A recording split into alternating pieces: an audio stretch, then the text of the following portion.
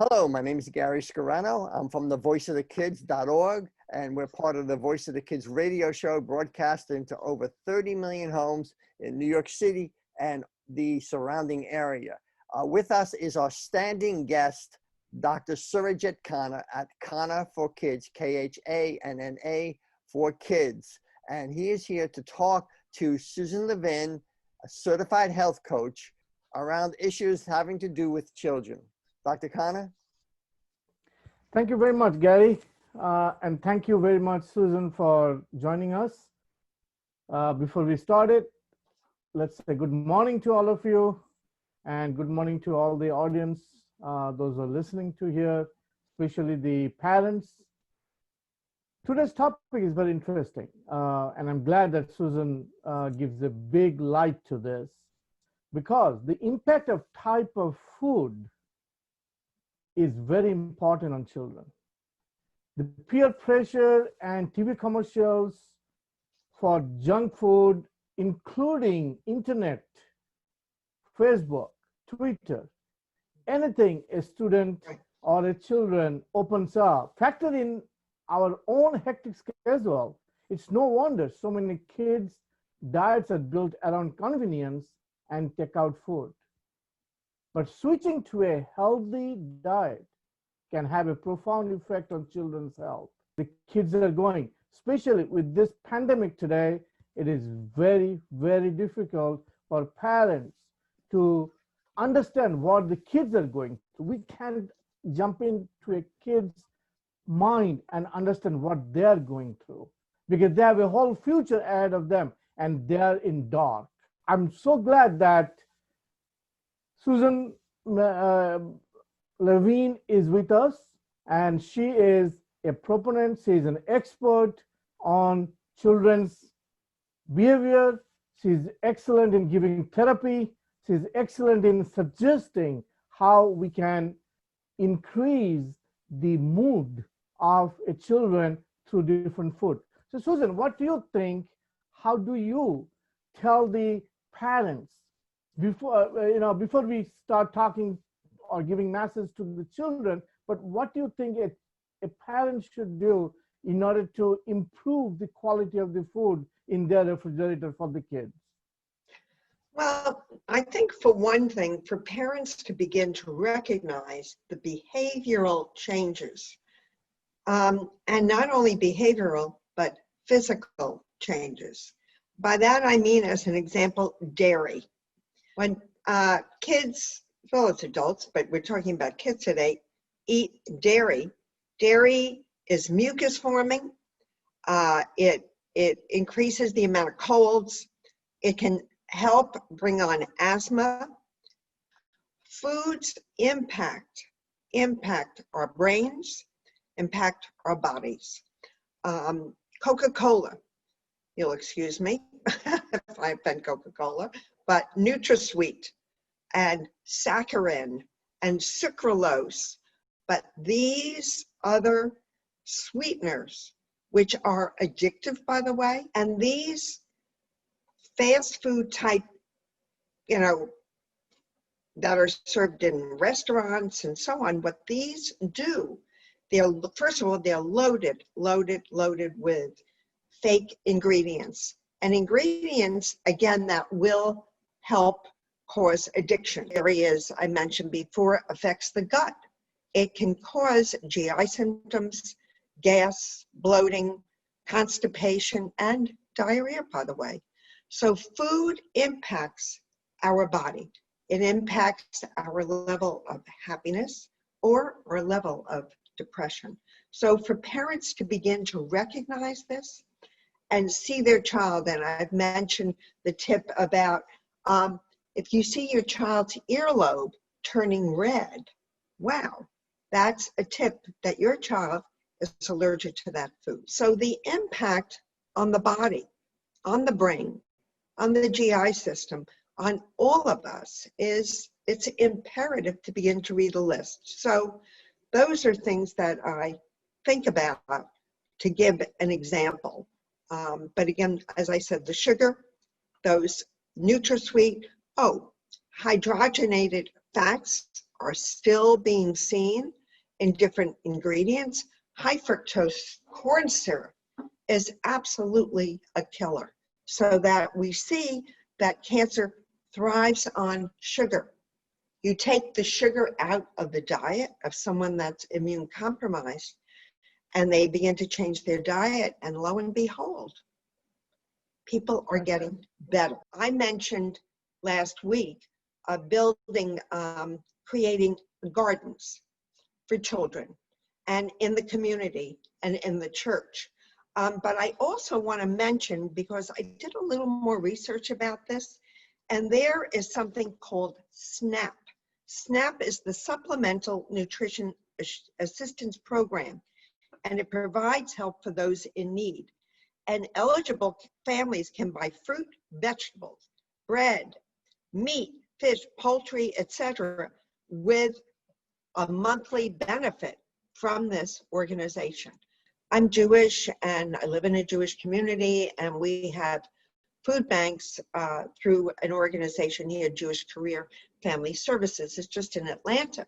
But the point is, and you don't have to be Jewish to go to a food bank. Food banks are wonderful, and they provide healthful food for those that are in need. So parents need, I know it's difficult for them, and I know they are depressed, and I know they're dealing with lots of challenging issues. So important message you were just giving to the to be mother or to be pregnant women, those who are about to give the nourishing the children in the womb. Right. You know what, you are bringing up such an important message. I don't know why can't we leverage this, because most of the time when we see violence happening because of the children, we blame the children.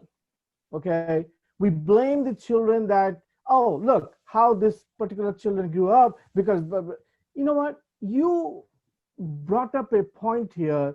It starts from the root.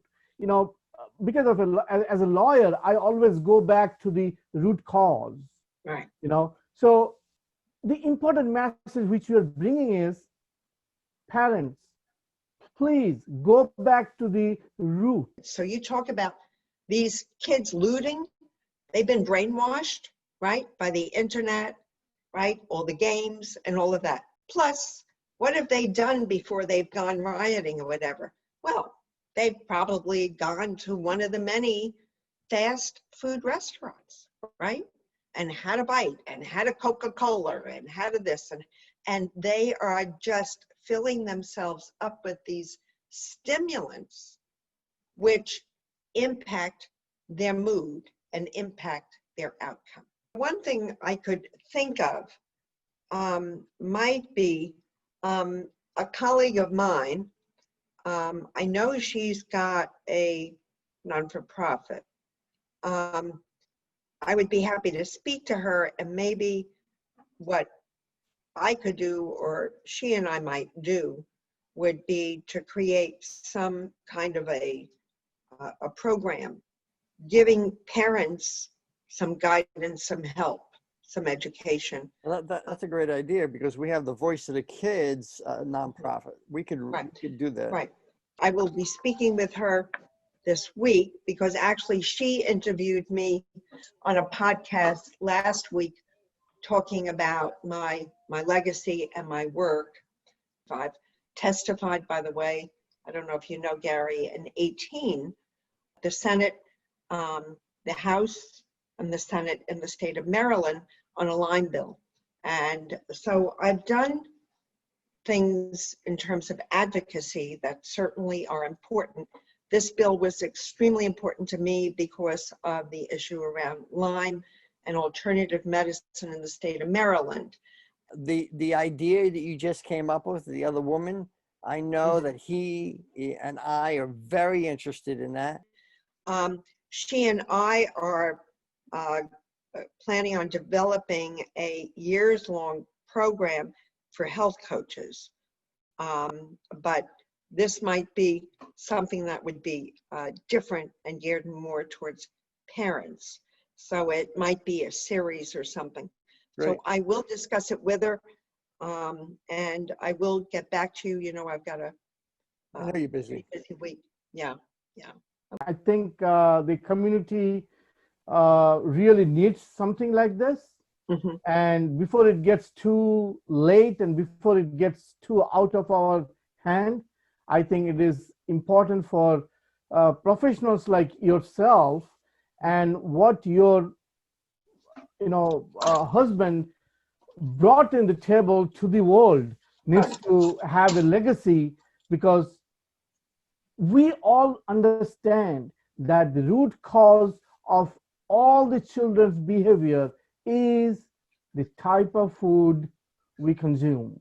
Mhm. Okay, and then it leads to behavior, and then it leads to the action of that behavior. You know, Dr. Khanna, I mentioned there's a book about my husband and myself. It's called Prime Example by Robert H. Harris. And it was ultimately the case that saved alternative medicine in New York State.